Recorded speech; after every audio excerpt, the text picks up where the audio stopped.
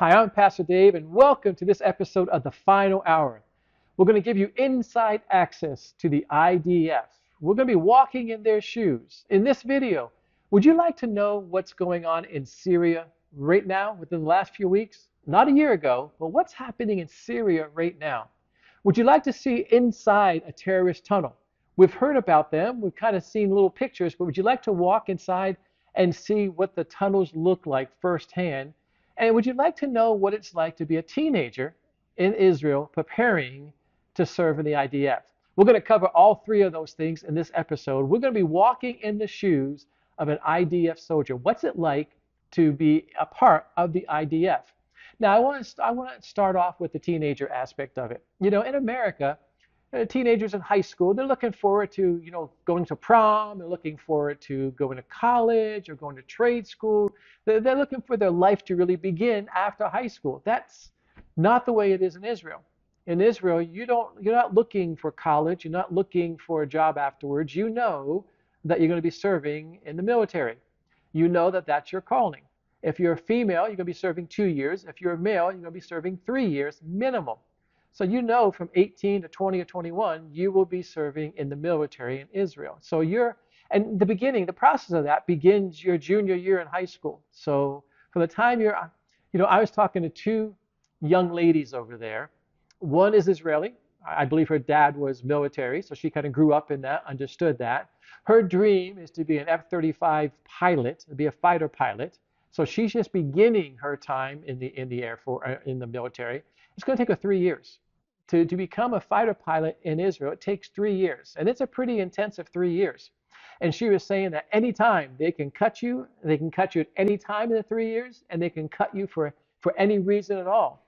In fact, she told me a friend that she had was also in the program, and he lasted 2 years and was cut.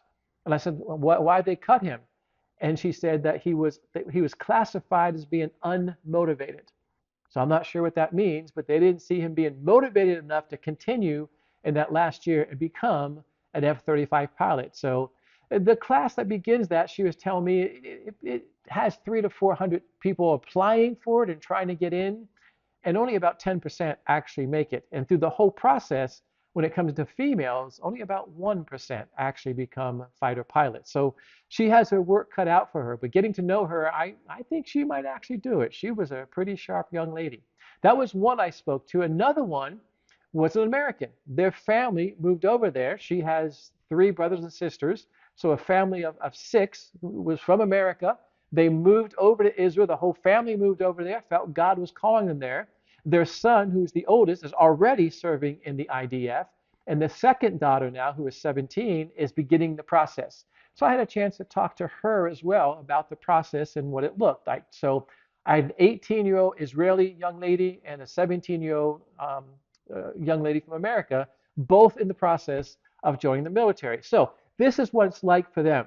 They tell us that before you actually arrive at the recruitment office, you have to go get a physical. So you have to make the doctor appointment and you have to have a physical. The physical report, your medical report, goes with you before you even get to the recruitment office.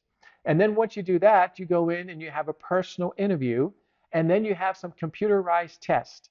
So again, when you're a junior in high school, you're getting the physical, you're getting your interview, your personnel interview, you're getting many computerized tests, and they gather all these scores and they put them in a dossier, and it goes with you as you begin the process.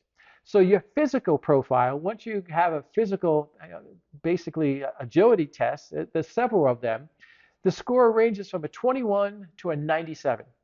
So it's a wide range of physical score. 97 is the highest you can get in the physical testing, I was told. And anything at 82, anything between 82 and 97 will allow you to possibly be in the field of combat.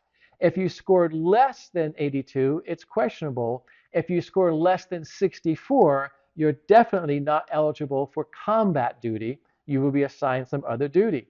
When it comes to language, you have to take a Hebrew language test. Now, you may not think that's a big deal in Israel. However, remember, I told you one of the ladies I spoke to, one of the young ladies I was speaking to, her background, she was raised in America. She's English. So she's an American. So she went over there. Now, she has learned Hebrew. She does speak Hebrew fluently, but you have to in order to go into the military, there is a test for Hebrew. You're graded there on a scale of 1 to 9. So however you do in that Hebrew test, it's a 1 to 9. If you fall below a 7, so if you have a foreigner coming in and they don't quite speak Hebrew, or they don't understand Hebrew, or they can't communicate well in the Hebrew language, if you score less than a 7, then you have to go to language school before you can continue on with your military duties. And the last one, you have the physical test, you have the language, Hebrew language test, and the last one they would tell me is called an intelligence test. And when they take this, the highest you can get is a 90 on this test. And they tell us that they were kind of laughing about this because even though it's an intelligence test, if someone came up to you and said, "What's your IQ?" Would you tell them? If it was high, you might tell them, but if your IQ wasn't so high, would you tell them? And these ladies were kind of laughing because they said this score is not private. Everybody knows what your intelligence score is. They kind of joke about that.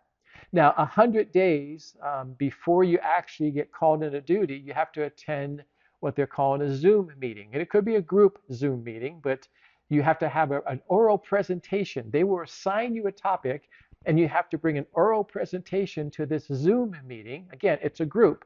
So you're doing it before some leaders, and you're doing it before some peers. And then, yes, you get graded on this as well. Well, what are you graded on with this? Well, they're telling me you get graded for your ability for teamwork. You're graded for your ability with leadership. You're graded with your ability for processing information. So they take all these things and they put it together, and you get ranked from there. So you're going through this whole process. Again, it begins as a junior in high school. From your junior and senior year, you're going through this process. So when you graduate, you're ready to begin serving in the military. As they're putting all these numbers together, you don't know what job you're going to be assigned. The one that came from America, the 17-year-old, she desires to be an armed personnel carrier mechanic. She wants to work on tanks. That's what she's hoping she gets for a job. Obviously, the 18-year-old who is born and raised in Israel, she wants to be a fighter pilot. We'll see how she does with that if she passes the 3 years of training. So you don't know what job you're going to get until they gather all this information, and then basically you get a text. And they said they will text you, so you will know what your job's going to be before you know your reporting date. And once you get the text saying this is what your job's going to be, your official draft date into the military revolves around your birthday.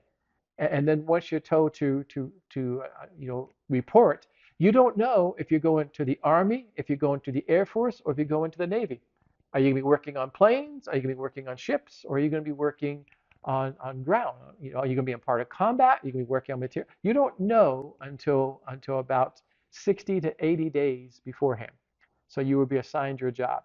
So if you want to know what it's like to join the military, that's the process that many teenagers, well, all teenagers go through in Israel. It's not like you go down to the recruiting office and they say, okay, show up for boot camp, and you go do 12 weeks of boot camp, and then you get assigned. No, it's a 2-year plus process. And then once you want to get into it, then there's more training. So it could be another 2 or 3 years for that. But you're definitely going to be serving for 2 or 3 years. So just let you kind of walk in their boots. That's what it's like to grow up or to live in Israel and to be a teenager, 16, 17, 18 years old. It's 2 years of physical tests, intelligent tests, computerized tests, and obviously language tests. So I thought that was fascinating to have the conversations, and I really appreciated the time that both those young ladies gave me when I was over in Israel last month. Now, once you are assigned and you know what your job's going to be, I was shocked at some of the process in getting in. The IDF itself has about 20,000. So the actual military is a military of an army, Navy, Air Force of about 20,000. And the state of Israel takes care of their military. However, we're seeing in the headlines, we know what's happening over there with defending themselves against terrorism. They have called up about 300,000 reserves. So once you serve your time in the military from 18 to 21 or 22, you may come out of the military at that point, unless you're trying to be a fighter pilot or something else. But you are on active duty. You are a reserve until age 40. So between 21, 22 to the age of 40, they can call you back at any time. And many of the men I met over there were called back. And these are guys who are husbands and fathers, and they have real jobs, but they get called back to active duty. and they're being sent to Lebanon for 2 months, or being sent to Gaza for 3 months. They're being sent to Syria for a period of time, or whatever the case may be, depending on their job responsibility. So they have to leave their family, they have to leave their children, they have to leave their jobs. And it's interesting talking to some of the soldiers over there. I said, well, how does that work out financially? And basically, their employee still pays them. They still get a paycheck, and then the state of Israel pays their employee. So that's how the military is paid. And they say it works out okay unless you're in business for yourself, because they basically go off what your last income was. So if you're in business for yourself and you have a good season, but you don't get called to the reserves until your season might be a little down financially, well, that's what you're going to get paid. Whatever your last check was before they call you into the reserves is what your pay is while you're on active duty. So again, they said it's okay unless you're in business for yourself, because you don't know what kind of paycheck you were going to get, and you have to show the last paycheck you would receive. So it gets a little complicated there, but I was surprised at how much they have to provide for themselves. This kind of just blew me away.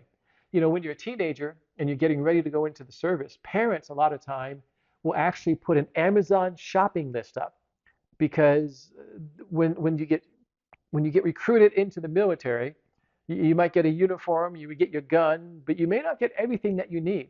So they would do an Amazon shopping list. One of the most important things would be socks, hygiene products, things they might need, just medication, whatever they might need. But I was really surprised at the fact that they all needed, really thick socks because of the boots they're wearing, and they're wearing them constantly. But their parents, again, they're in high school preparing for this, so the parents were actually doing an Amazon list. And I don't want to show any names, but I went on Amazon and looked at a few lists and saw what the parents were asking for. So basically, if you want to help a family, if you have a family member out, and what I learned in Israel was a lot of the people in Israel have family in America. So this is one way the family in America can help support their niece, their grandchild, whatever their cousin who is actually going to service in Israel. They can go to Amazon and buy some of the things they might need when they go into active duty. But I was really surprised, those on the reserves, how much they have to put out on their own money. Let me show you a quick picture here. One of my first days there, we met a reservist, and he was towing this behind his vehicle. And what this is kind of a homemade trailer. And as you look at that, I said, well, what is this for? Because he was welding this together. So he got the parts, he did the work himself. And this was basically a lift, a homemade lift, so that they have a drone coming in. And then when they're putting things down, they use this lift. So he knows, I'm not going to say what his job is, but he knows for his job, he needed this lift. So he made one himself at his garage back home. And I got to meet him and his wife as they were transporting it to where he's going to be on active duty. That was all up to him and his responsibility to do that. As I said, as I get to know a lot of the people in the IDF, a lot of soldiers, those serving in the IDF, I had the opportunity and the privilege of connecting with several units over there. These guys invited me into their homes. We had meals together. I was able to ask questions. Let me show you a couple of pictures here. Now, I am going to blur their face. I want to protect them and make sure they have security. One is a commander, one is a tank commander, one is a major in the IDF. So these are all leaders in the military over there, active on-duty leaders.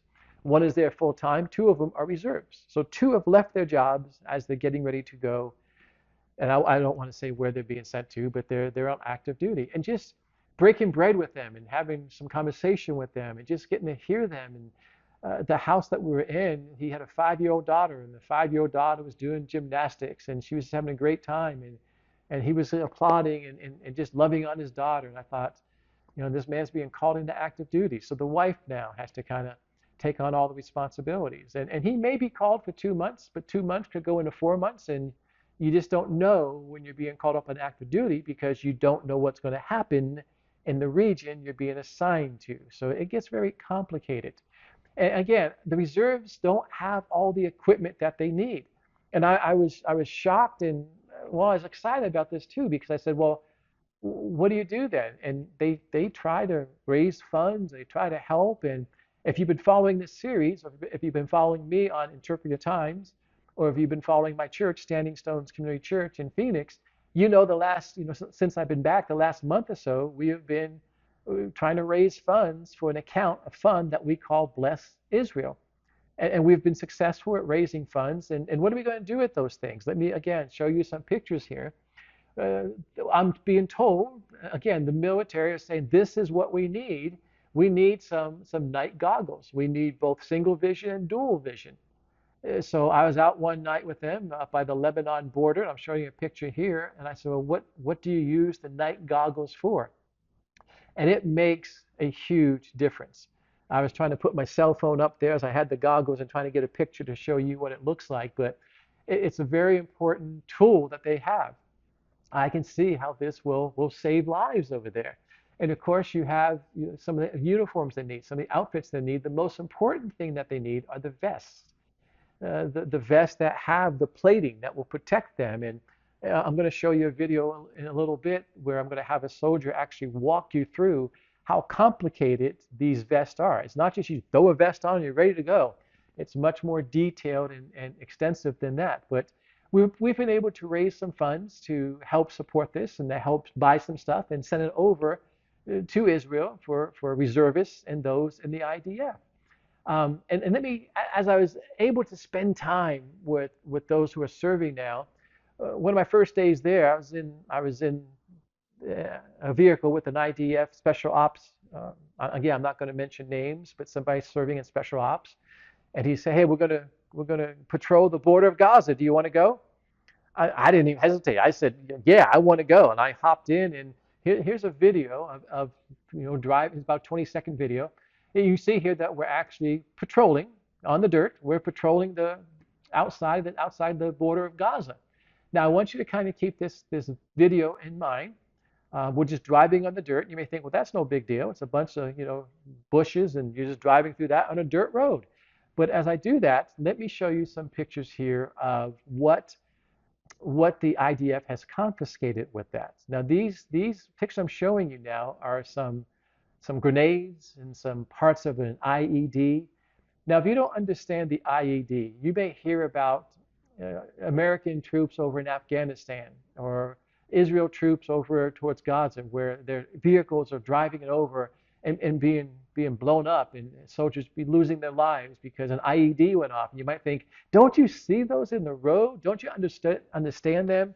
And what I want to do, I want to research this. Our Homeland Security, you can go on the Homeland Security website, and they have an IED fact sheet, and it explains what an IED is. You would think, well, it's just a bomb or something planted in the ground, isn't it? And it's interesting because Homeland Security went to great lengths to explain exactly an example of the explosions. The pictures I showed you there are various types of explosions that they use when they do this. This is a 4-page article that, again, Homeland Security put out that talks about the effects and the hazards. And you might think, well, there's no thought to that. It's pretty obvious what that is, but it's not. Let me show you a video. And again, this video is very short, but let me show you a video of what the terrorists do, possibly in the middle of the night. And this video actually came from a terrorist who was captured. They keep the cameras, basically on their chest, and they videotape themselves doing stuff all the time. So the video I'm showing you right now, you can, there's no audio to it. The video I'm showing right now, you can see them taking the 55-gallon drum, and you can see them digging a hole and planting it in the hole, and then putting a charge over top of that, and then they cover it back up with dirt. Now, as you see them doing that, go back a video ago when I was in the truck with the special ops IDF soldier, and we were patrolling Gaza. You may patrol the dirt area one day and be fine, and the very next day, overnight, there was an IED planted, a 55-gallon drum like that, full of explosives. You can see how that would take out a tank, how that would take out a vehicle, how that will cause loss of life to soldiers. This is what the IDF is dealing with in Israel constantly. Now, as we were over there, one day I was told that we were going to go to Samaria. Now, I am calling this Samaria. I am not calling this the West Bank. We went to Samaria to meet with farmers. And I thought, well, why are we going to go meet with farmers? Now, if you've followed any of the reports we talked about here, you've heard about this. There have been great attacks on farmers, and it says farmers and their families. So the IDF has taken on themselves to try to protect as many farms in Samaria and Nablus as possible. Right now, they're monitoring and protecting about 100 farms. I'm showing you some pictures here where you have soldiers and they've put electronics there, so they have an electronic eye that can monitor everything. And let me show you a video here. They brought me into one of their workstations. I'm going to make sure I'm going to cancel the audio on this because I don't want you to hear what's being said. And I'm not going to show you very much of this because this I don't want you to see the software. I don't want anybody out there to see the software and to hear how they use this. This is priority, and I mean, this is important. This is security. I don't want to make sure that anybody else can see it. But I want you to get a picture that this is what the capabilities they have on the farm. So they have amazing software. We have that when you have the electronic eye established there, which you saw a picture of a moment ago. They also have this software where they can track anything. And now let me show you another picture. This takes you to basically the headquarters, which is at a different location. And I'm not going to say what location, but they have a different location where they have the screens there, and they're able to monitor about 100 farms. And I thought, well, how can you monitor 100 farms at once? And the software they have and the capabilities they have is just amazing because they know everybody who's on the farm, whether they be family or workers. They know every animal that's on the farm. They know every vehicle that's on that farm. So if a vehicle that doesn't belong there pops on the land, the monitor will catch that, and the main headquarters will know, and the IDF and or the police can be sent out there very quickly. It's so detailed and it's so advanced. If a stray dog or stray animal were to walk on the property, again, they know what animals they have out there. If a stray dog or animal were to walk on the property, it would be caught on camera, it would be sent to the monitoring station, and they would be told, hey, there is an intruder. Now, the intruder might be an animal, and they might say, okay, but if it's a person, I'm just showing you how detailed and how protective it is because the terrorists have gone in and killed farmers and families. It's just mind-boggling when you understand what it's like to live in Israel. You know, I've been taking people over there on tours for 20 years, and we never see this. We never go into this area. We're at the tourist sites. We're at the biblical sites. We're in the places where Jesus walked. And no, you don't see things like that on the news where there's terror or any kind of death or destruction. I, I don't mean to be rude, but no one's going to mess with the tourists because that will affect the economy for everybody. Whether you be Jewish or Arab or whatever you are, you don't want to mess with the tourists because that means money in their pocket. So the tourists are fine, but when you get to real life and you're living on a farm or you're trying to have a job and raise a family, life can become very, very difficult very quickly. Now I asked you if you wanted to go inside the terrorist tunnel. We've heard about the tunnel systems and how extensive they are. I was on a military base down in Gaza, and I'm showing you a picture right here. This is one of the bases that when Hamas came over on October 7th, that they infiltrated and they attacked. You can see the broken glass there. The broken glass remains. They have not replaced that because that broken glass says that this will never happen again. That military base, that headquarters there is active now. There's barracks there. There's cafeteria. I mean, there's food there. The soldiers are living there basically now. It's an active military site. But that window, as you see there, with the window being shot out and destroyed, they're saying this will never happen again. Now, let me transition and show you a picture. This came from one of the soldiers' cell phone. This goes back to October 7th, the day Hamas attacked. Now, this is much later in the afternoon. And if you look at this picture, you might see some men laying on the ground, and they don't have shirts on. And in fact, they don't have shorts on either. And this is what happened. Late in the afternoon, 4 Hamas terrorists came into this community, and there was IDF soldiers there, and they did not shoot and kill the terrorists. I want you to keep that in mind. They did not shoot and kill the terrorists. What they did was that they basically arrested them. So you see them on the ground and they arrested them. And it was kind of interesting. Why did they take the clothes off them? Well, they realized at this point in the day that Hamas was working in groups of 30, but they didn't know each other. And because they didn't know each other, they were able to take the uniforms off the Hamas terrorists that they were arresting, and they were able to put it on some soldiers, and the soldiers, for just a brief time, was able to go in and to basically stop some of the terrorism taking place in that area down towards Gaza and Ashdod in that area in that late in that afternoon. So, but I want you to look at this and say that, um, you know what, this is not, they did not kill them, they arrested them. Now, I'm showing you this because what I want to do is now take you to Syria. I want to show you in contrast. You keep hearing on the news how Israel is bombing this and Israel's killing children and Israel is doing this, and you're seeing all the reports.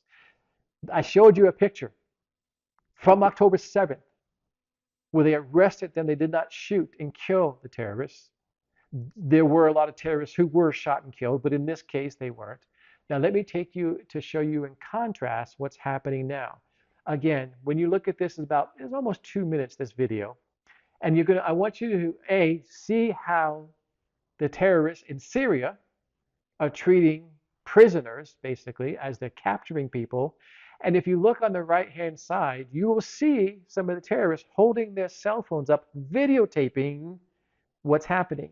The video that you're about to see, I can't tell you where I got it from, but I will tell you that it was shot just like what you see in the picture, where a terrorist is showing it on a cell phone and videotaping what they're doing. So let me walk you through this.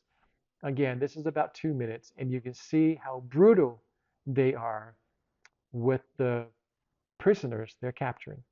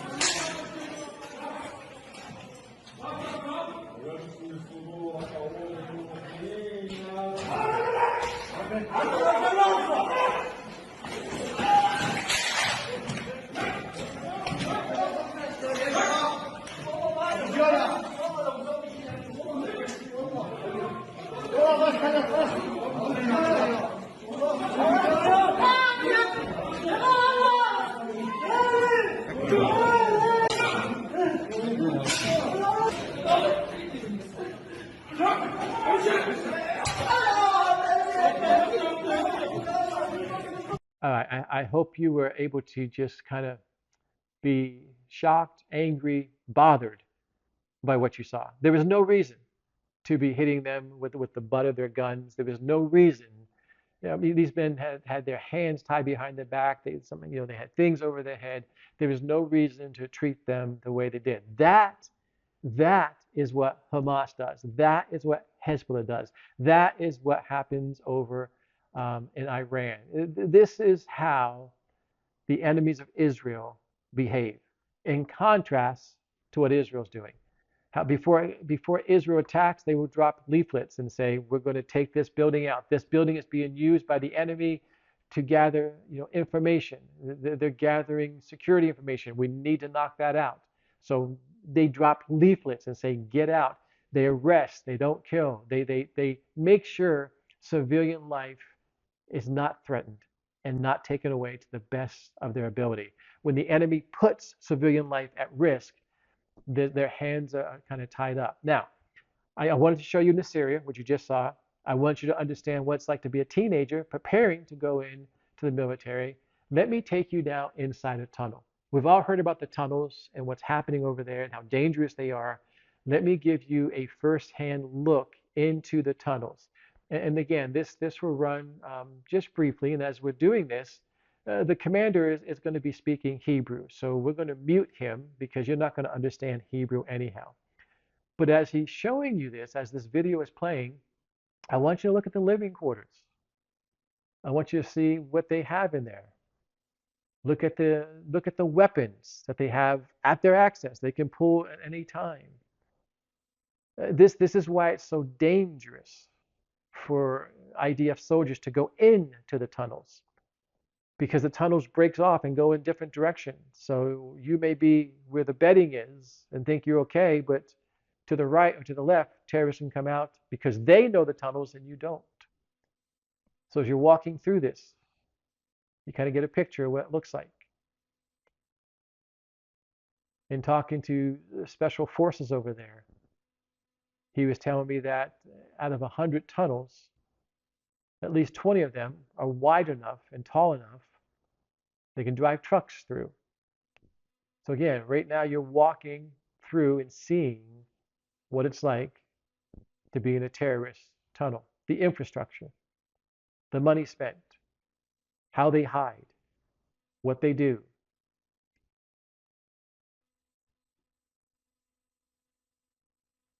All right, that kind of gives you a picture.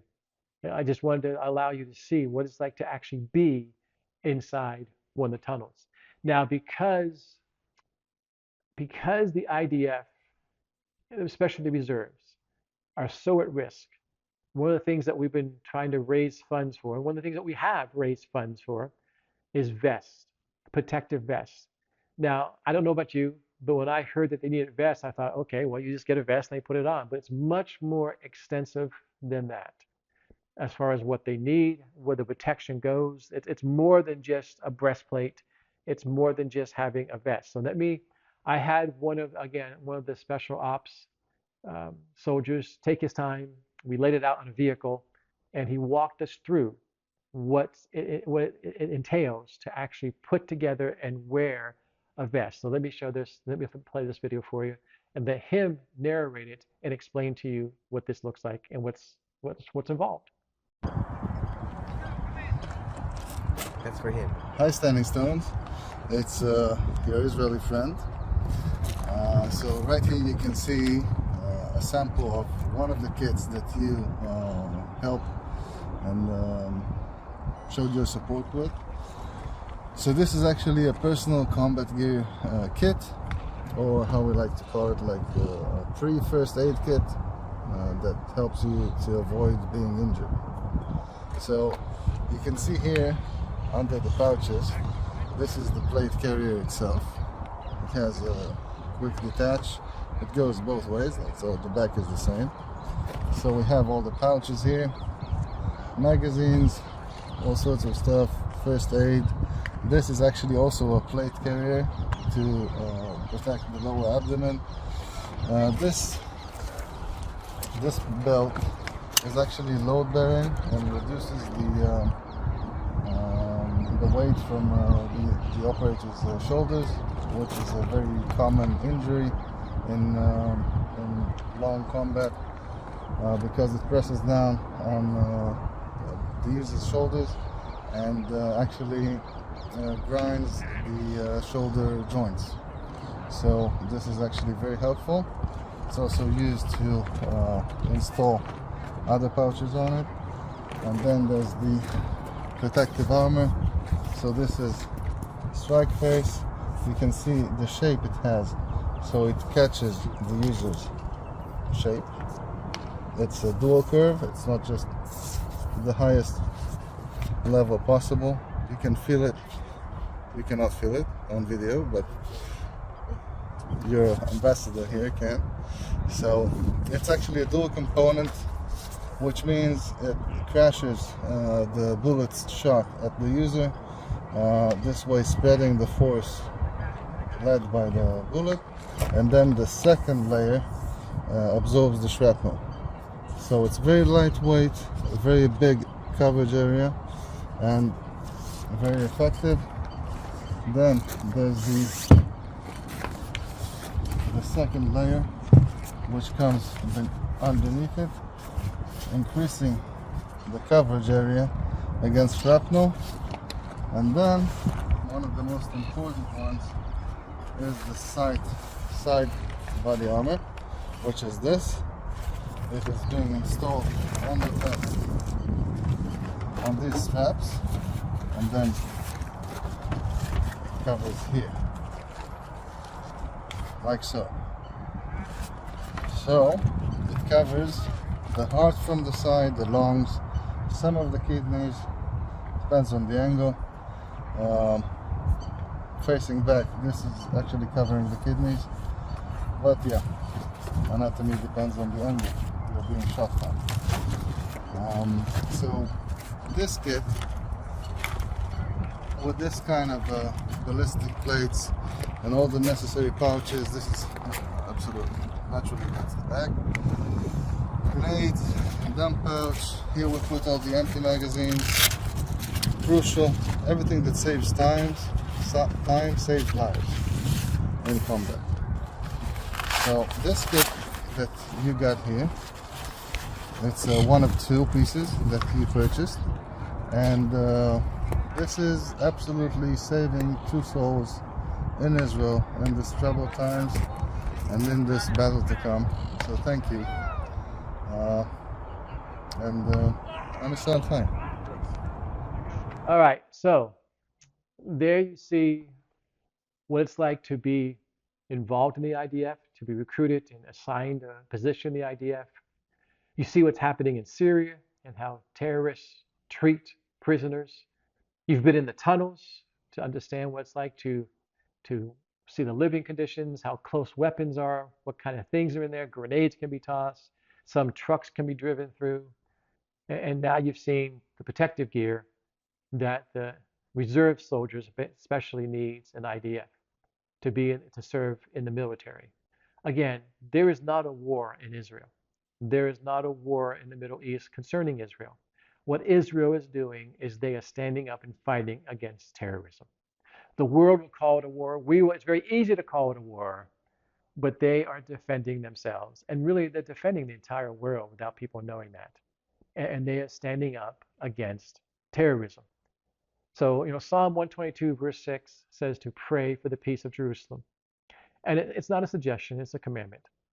So I hope that you understand that you are praying for Israel and you are praying for the peace of Jerusalem. And folks, if you understand Bible prophecy, peace won't come to Jerusalem until the Lord Jesus returns. But I want to end this by allowing you to understand and to see what it's like, what it's like to walk in the shoes of the IDF. I hope you enjoyed this video. I hope you understood. I hope you get a different perspective on it from the time you're in high school until the time you're 40 years old, and possibly even then later than that. But everyday life, men, women, and children, everyday life, this is the things that they deal with. Farmers in Samaria, people living down by Gaza, the people living up in the Golan, people by Lebanon, people living where should be vineyards and orchards in the area of Syria. This is what everyday life for them is like. I'll be back with another edition of this next week. Between now and then, I pray everything you say and do glorifies God. God bless you. Thank you for watching Interpreting Time. Please like, comment, and subscribe.